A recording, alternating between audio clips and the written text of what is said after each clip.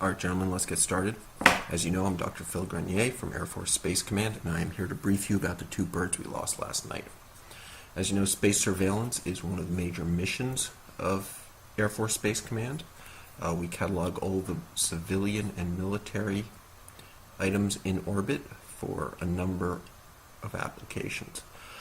We have sensors all over the United States and in a number of participating foreign countries. What is with PowerPoint in these transitions? Anyway, we have a number of sensors both under the command of the U.S. and contributing from foreign countries, but the most important one here is our MSX satellites. These birds in orbits let us do surveillance from space on the other items in space. I didn't even know PowerPoint could do that, but anyway, a lot of reasons to do this.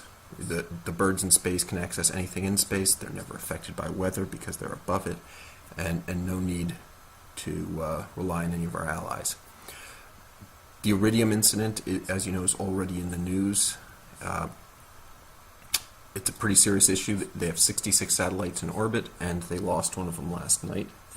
Here we go. Let me see if I can get this movie playing. This was captured by one of our MSX satellites. There we go. All right, so there we go. So this is the Iridium bird in orbit, captured from one of our MSX observation satellites. There we go. Right there's the impact.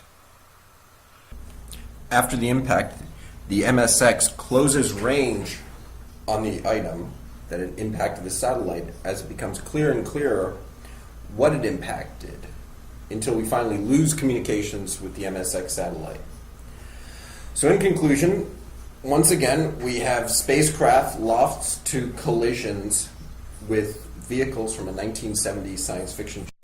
We lost an Iridium communication satellite and MSX observation satellite.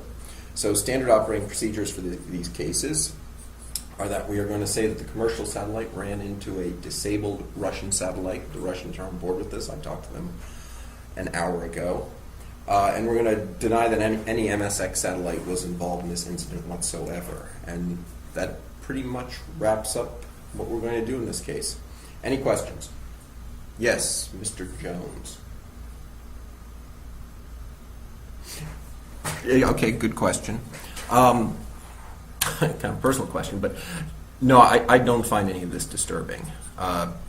Since the incident with the Discovery running into the reindeer during re-entry, none of this personally bothers me at all. Although I have to say, when I first got into this business, I was very, very shocked when these things started happening, particularly the first incident with the Apollo mission. Next question. Yeah, you don't know about the Apollo mission with the... All right, well, you know, I've got the video here, but now that you all know. 1 second. Here it is, and let's watch. I think it's pretty self-describing. This is the view from the Apollo mission looking back on Earth.